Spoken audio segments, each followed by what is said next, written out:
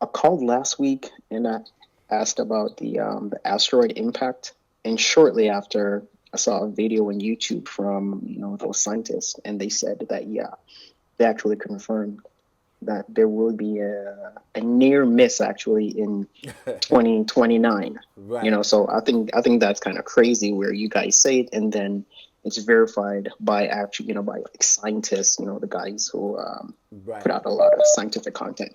My question is, how did Dr. York know this, or when was this new information, or this did this come out in the Okay. early times? He keep mentioning like the 70s and in the 80s. Yeah, I mean, let me go back to the first point you made. Remember, yeah, he's always right and he's always way ahead of time. And it's Clearly. in our books. Now, they say it's going to be a near miss. Now, again, we've said on record, I remember when we told everyone that Trump was going to come back in office. And, Yeah, I because remember we, that as we knew well. that. We knew things about before Obama was even selected. It's in this book here, right here. My brother, the Extraterrestrials, told you about Obama becoming president way before he did. Now, what I want to say about your comment is that he actually said they're gonna say it's gonna be a near miss, but he said no, it's not gonna be a near miss. It's going to hit. You see, so this is where when we say things, you have to, like, we shouldn't even really be waiting because we've known many things way before they happen. And when they do, then everyone tries to panic and run but the question of how does he know this? He is a visitor to this planet.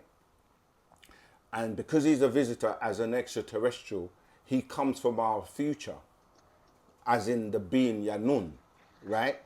And he's already, remember we say, as Nagaru or Nagaranadu, right? It's the word in our language for Negroid.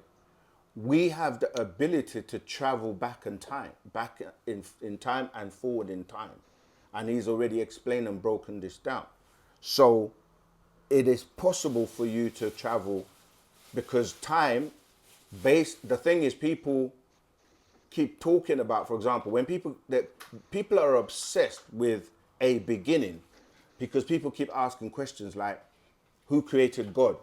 Or, where did we come from? Who was the first person? And that's only because you have a concept of something called time. Because if you didn't have time, you wouldn't be able to say beginning and end. You wouldn't be able to say alpha and omega. You wouldn't be able to know like how old you are because you're only basing your age around the fact that there's this concept of time where the planet revolves around the sun. And one rotation gives you what they say 1 year. But even that, it's not accurate because 1 year changes where you have leap years and, time changes in the summer and so on. In the winter, they add an hour here. So you're not even actually sure of what day or time or age you really are because you're just going by a concept. So because we can travel, because matter, time, and space work in conjunction, they're inseparable. So it's more like a spiral, right? So you can go back and forth. But the thing is, you have to know that traveling into the future affects your current, what you consider time now, in terms of how long you will be here. But traveling back in time, it's okay. So yes, to answer your question, as a visitor, as an extraterrestrial from way, way, way, way, way beyond our ability to comprehend in terms of time, because even if you pick up any of the books like the Holy Tablets or even the Black Book, he explains that we come from, as in these beings, we come from a time period that is so far beyond your comprehension at this time. You see, so you have to know that you're dealing with beings that have so much intelligence that they come out of our time zone. To travel intergalactically means that you're not under the you're not subjected to the rules or the time belt that we're in, or what we call in time.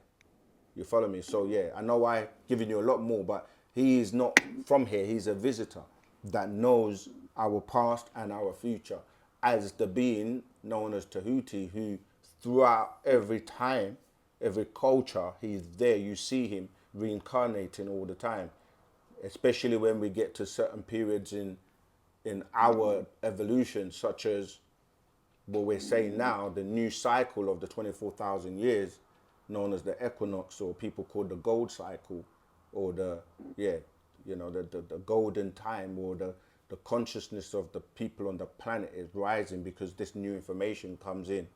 All right, I hope that helps. Yeah, I get it. So you're saying that he pretty much saw it. He was there. He existed in that time. He then came back Right, to, to the warn 80s, us. 90s to warn us that this disaster is impending. Yes, you can hear recordings on YouTube. You can you can him telling you about, there's a recording called Who and What You Are on YouTube, that you hear him explaining this.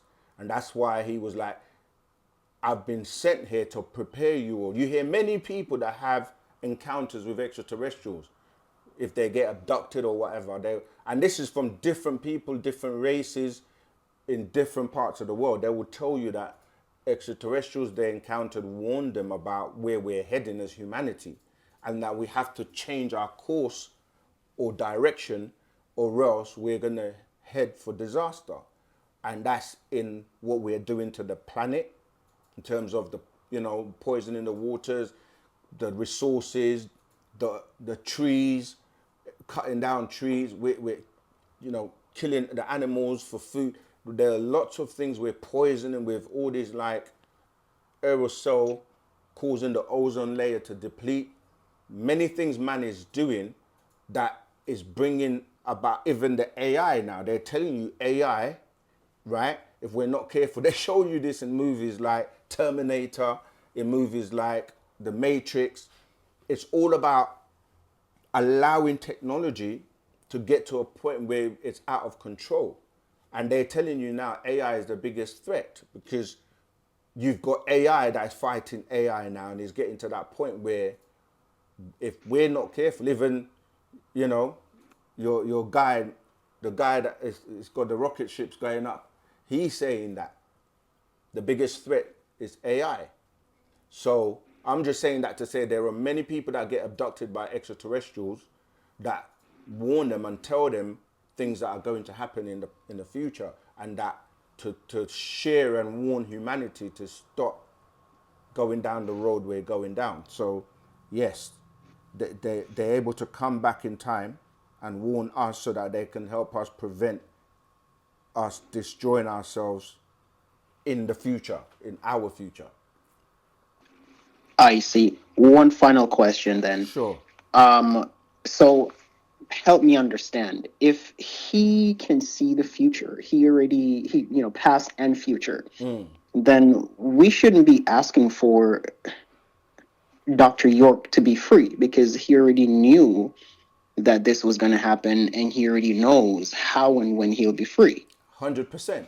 But then you have to remember, there are other beings, other councils, like in terms of the grand scheme of things, and the point is for us to elevate to a point where we are worthy. Because what you have to remember, this planet has already had judgment in terms of should it be destroyed, right? Should they allow it, or allow us to destroy ourselves?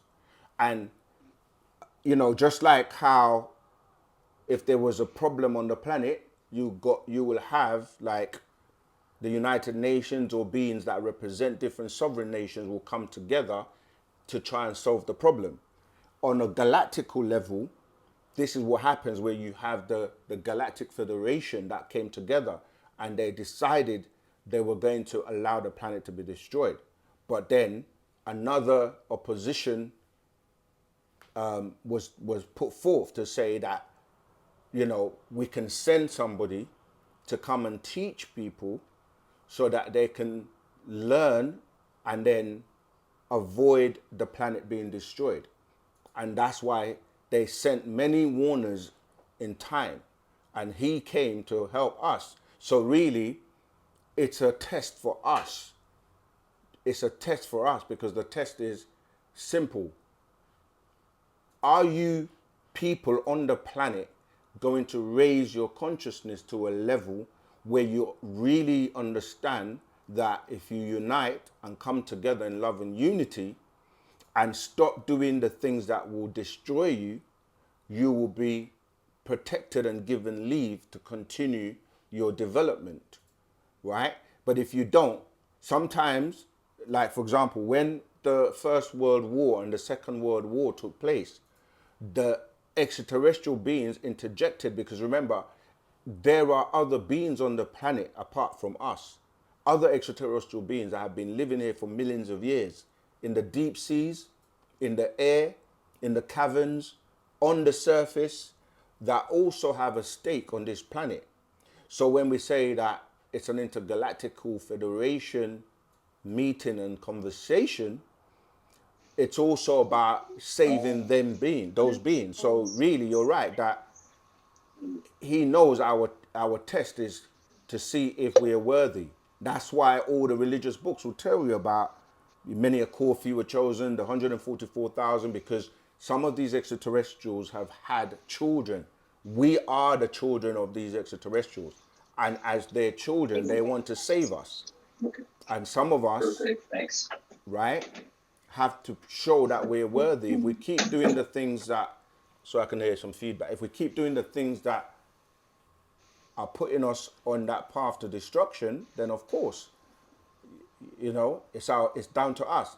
This is what FATE, fate, not faith, as religion preaches. Our fate is in our own hands. That's why we do what we do, because knowing the truth means that you can actually try your best to change and do something about it so that you can be worthy to be saved. If not, we're judged as a species and we may not make it.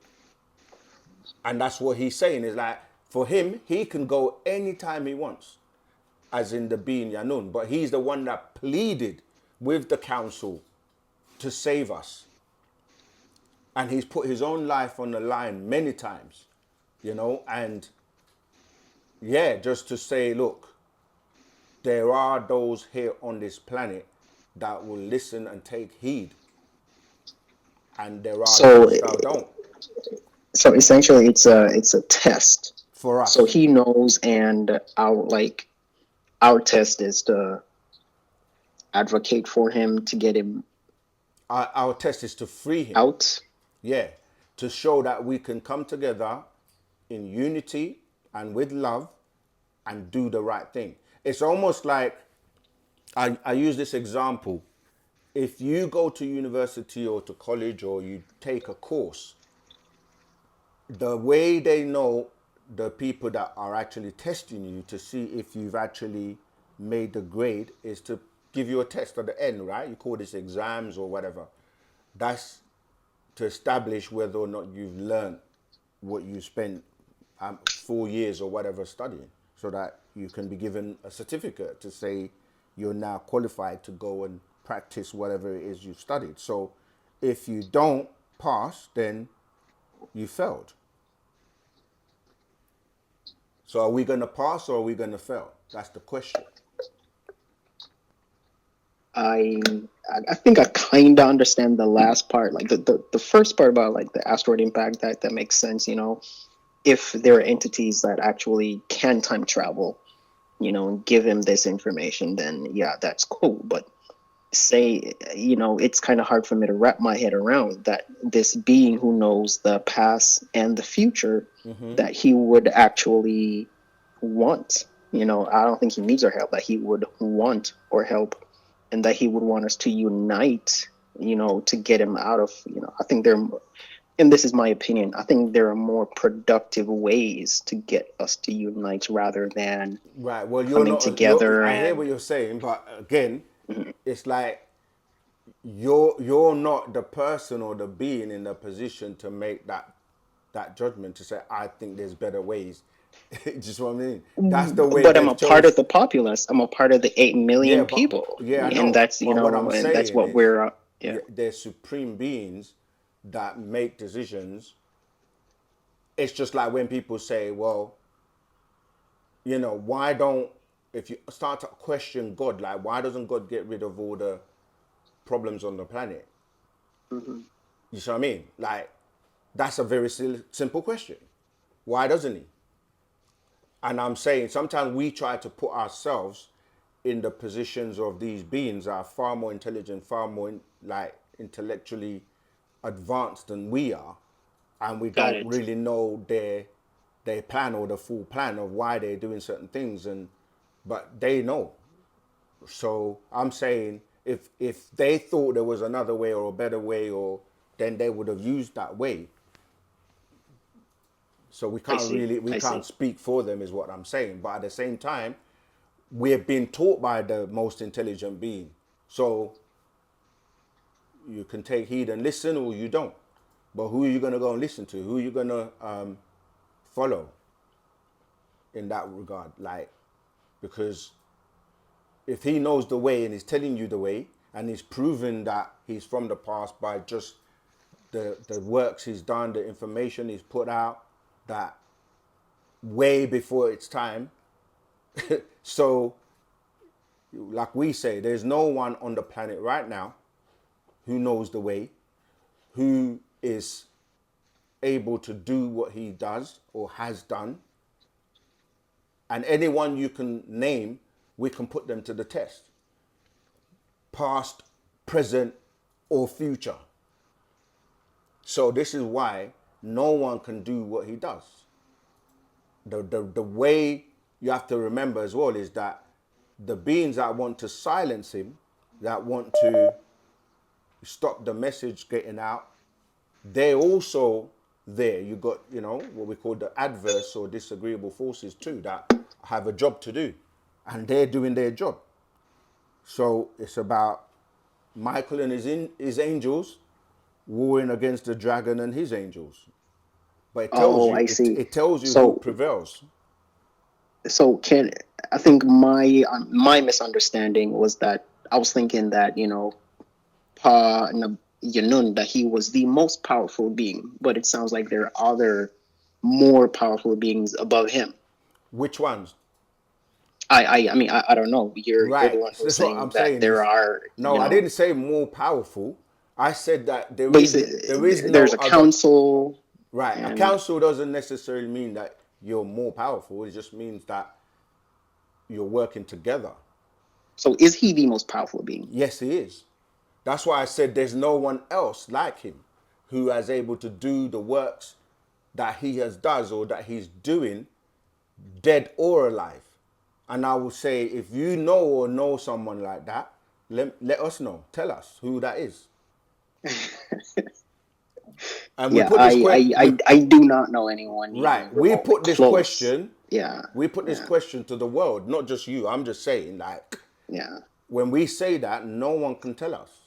And if they're gonna tell us someone, they're gonna tell us someone like God, Allah, the Most High, which are all in books that someone has written. Right.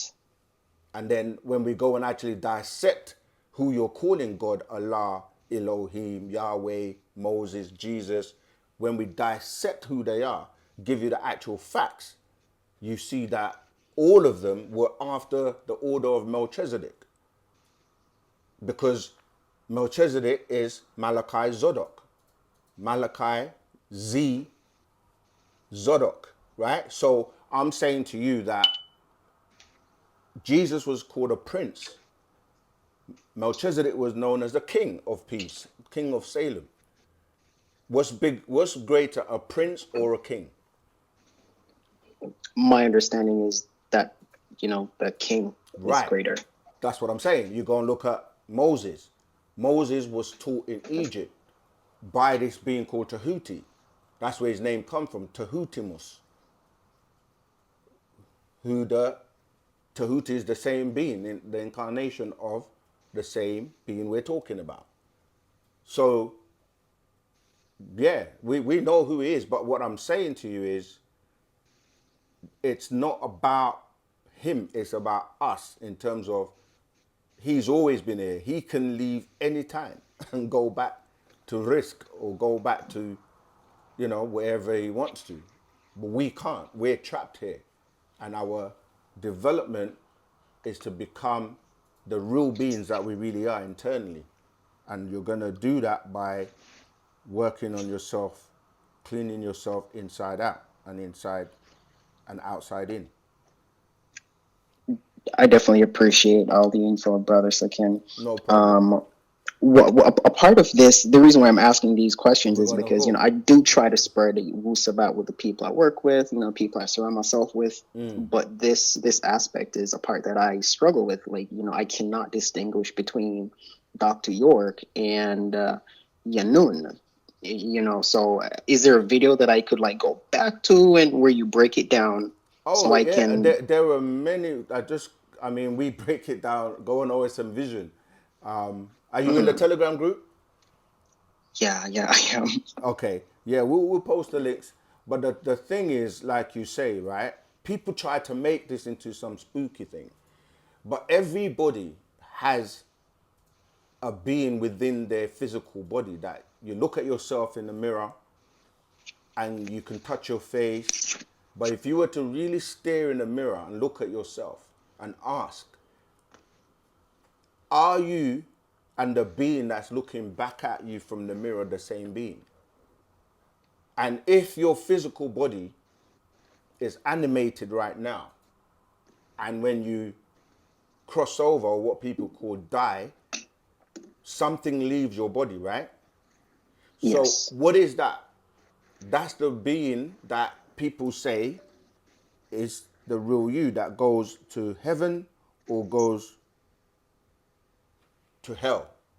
Right. That I call that the I. Right. Yeah. So Yeah. in the same way you have a soul, for those who haven't lost it, it's that same being, that soul being, that being within you is the same. Like Dr. Malachi Z. York having a physical body, born of a male and a female, but the being that we're talking about, that's the being Yanun that has actually like manifested in his physical body.